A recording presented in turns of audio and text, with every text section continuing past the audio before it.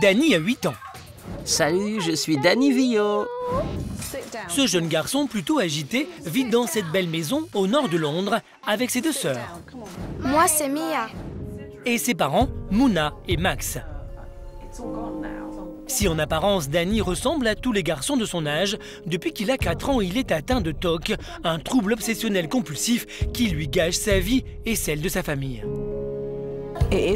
Danny n'est pas facile à gérer. Je veux dire par là que nous avons des moments de frustration à la maison. Parce que parfois, il nous met en colère, bref, nous lui crions dessus. Danny souffre d'un TOC inquiétant. Une voix qu'il a surnommée Idiota lui parle et lui ordonne de faire des choses horribles comme de s'arracher les yeux ou de tuer sa famille.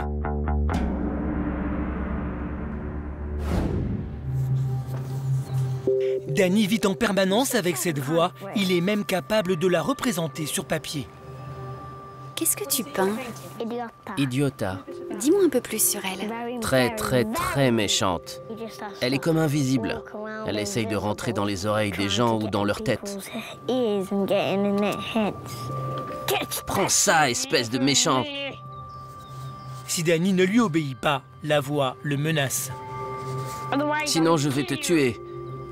Je vais tuer ta famille. Cette voix lui dit des choses à propos de ses yeux, de faire des choses avec ses yeux. De pousser mes yeux à l'intérieur pour me rendre aveugle. Enfoncer ses yeux comme ça et creuser en faisant des mouvements.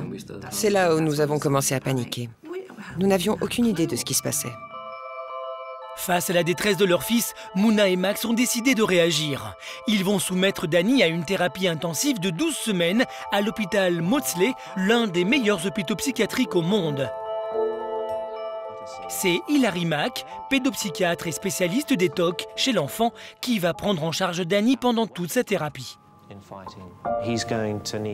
Il va devoir apprendre des choses sur Idiota et comment Idiota fonctionne et surtout comment elle fait pour prendre possession des gens et leur faire n'importe quoi. Pour traiter la pathologie de Danny, le médecin doit lui apprendre à dompter la voix qu'il entend. On va construire une liste de défis pour arriver au fil des semaines à vaincre Idiota. La voix de Danny l'oblige à répondre à des ordres ou à répéter des phrases de manière obsessionnelle. J'aime ma famille. Oups. J'aime ma famille. J'aime ma famille. Est-ce que le TOC te fait répéter la phrase? Si je fais une faute en la disant, je dois la répéter depuis le début. Ah donc, si tu fais une faute, tu dois... Ok, Danny, voici ton premier défi. Tu es prêt? Tu dois lire cette phrase « J'aime ma famille », mais en faisant une faute volontairement, et ne surtout pas la répéter ensuite. Puis, on fonce s'asseoir sur le canapé. Pour Danny, l'exercice s'annonce compliqué. Le simple fait de ne pas dire une phrase correctement peut le mettre dans tous ses états. J'aime ma famille. Vite, va t'asseoir. Est-ce que tu as envie de le redire? Oui, j'ai besoin de le redire. Tu le sens et qu'est-ce que la voix veut que tu fasses? Elle veut que je le redise parfaitement. La voix veut te coincer et tu dois te dire qu'elle n'est pas obligée de t'imposer ça. Donc, tu ne dois pas le redire parfaitement. Non, non. Tandis que Danny écoute les consignes de son thérapeute, il est pris d'une crise d'angoisse. Idiota reprend le contrôle du petit garçon. Non, tu ne vas pas tuer ma famille. Va-t'en. Tu ne vas pas tuer ma famille. Là, il est un peu angoissé. C'est bon? Ça va, Danny? Danny? On va te laisser tranquille un moment, d'accord? Après quelques minutes, Danny parvient à se calmer. Il est maintenant capable d'expliquer au médecin ce qui lui est passé par la tête. Est-ce que la voix t'angoisse? Elle a dit quelque chose de mal.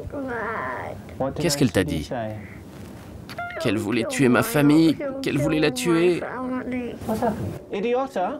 Idiota essaye de te faire croire que ta famille va mourir bientôt. Mais tu ne la crois pas, n'est-ce pas? Parce que tu n'as pas répété la phrase. Tu comprends? Et tu as gagné.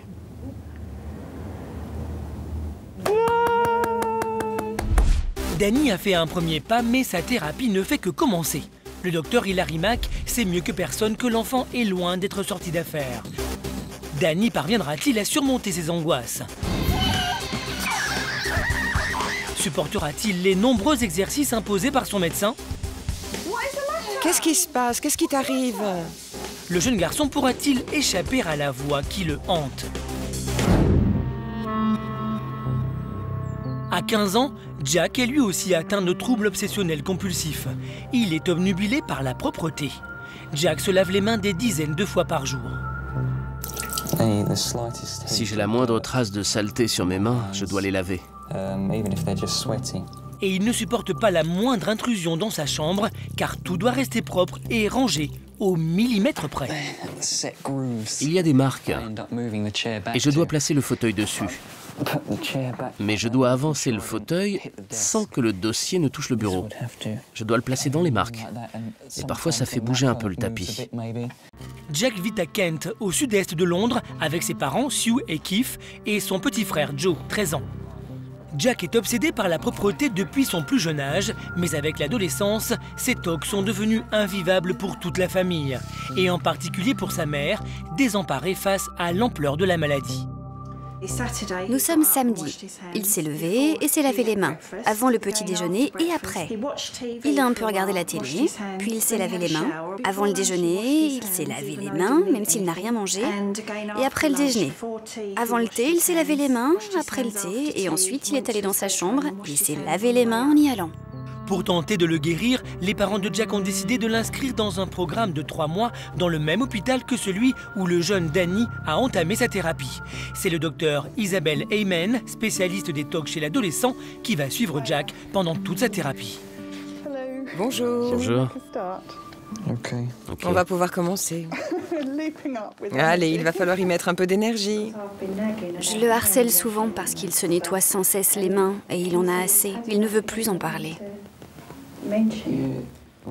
Dès que je commence à parler de mes tocs, ça me fatigue. J'en ai marre de parler de ça. Et comme maman continue de m'interroger tout le temps, je suis fatigué et je n'ai pas envie de répéter. Parce qu'elle continue à me harceler tout le temps. J'en peux plus. Difficile de motiver Jack dans ces conditions. Le médecin va devoir trouver les bons exercices pour lui permettre de vaincre ses obsessions. Nous essayons tous de t'aider à combattre tes tocs. Toi, ta maman et ton papa, vous ne devriez pas être bloqués pour en parler. Et pour dire « oui, je l'ai fait, non, je ne l'ai pas fait ». Tu vois ce que je veux dire? Parce que là, il s'agit de trouver quelque chose qui te permette de gérer tout ça. De retour à la maison, après cette première consultation, Jack doit se livrer à un premier exercice donné par la thérapeute, réduire la fréquence de ses lavages de mains. Et pour comprendre comment Jack fonctionne, le docteur a demandé à son père de le filmer. Tu as besoin de te laver les mains ou tu peux faire sans? Je sais pas. Qu'est-ce que tu vas faire? Je vais regarder la télé et je vais me moucher parce que là, c'est horrible. À première vue, Jack semble résister à ses pulsions, mais dès que sa mère a le dos tourné... Jack, où es-tu? Je me lave les mains. Non, non, non, non, non. Je t'ai dit que j'y allais. Non, tu as dit que tu allais te moucher. Non. Jack n'a pu résister à son besoin de se laver les mains. Ce premier test est un échec, mais la thérapeute lui a donné d'autres défis à réaliser. Et le second exercice s'annonce encore plus compliqué pour Jack. Il va devoir laisser sa mère entrer dans sa chambre et utiliser son bien le plus précieux. Jack, je vais aller dans ta chambre, tu sais, et je vais m'asseoir sur ta chaise et toucher ton ordinateur. Fais ce que tu veux, mais n'allume pas l'ordinateur. En fait, je suis supposée m'asseoir sur ta chaise et utiliser ton ordinateur. Bah vas-y, fais-le, mais de toute façon, il n'a pas besoin d'être allumé. Jack n'a jamais laissé quelqu'un d'autre manipuler son ordinateur et rapidement, il se braque. Jack, est-ce que tu peux comprendre que j'ai envie de faire l'exercice correctement? La seule personne que tu trompes, c'est toi-même. Tu te mens à toi-même. Tu sais très bien ce qu'a demandé le docteur. Je sais, mais elle t'a pas dit d'allumer l'ordinateur.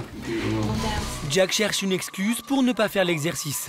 Pourtant, s'il veut avancer dans sa thérapie, il va devoir laisser sa mère toucher à son ordinateur. Tu es supposé être en bas et me laisser faire. Ouais, je sais, mais pourquoi tu restes là à toucher mon clavier, ma souris et toutes mes affaires? C'est si amusant pour toi? Pour Jack, la tension est trop forte, impossible d'abandonner son ordinateur aux mains de sa mère. Son obsession prend le dessus et l'anxiété le ronge. Tu ne vas pas me dire que tu es angoissé là? Non, ça va. Jack, pourquoi tu es de mauvaise foi? Ce sont tes tocs. Je suis sincère et ma propre mère ne me croit pas. Jack refuse l'évidence, mais à la première occasion, il reprend possession de son précieux clavier. Mère et fils ne se comprennent plus, les parents sont complètement dépassés par le problème de Jack. Je me sens un peu découragée. Je me dis que nous avons mis beaucoup de choses en marche.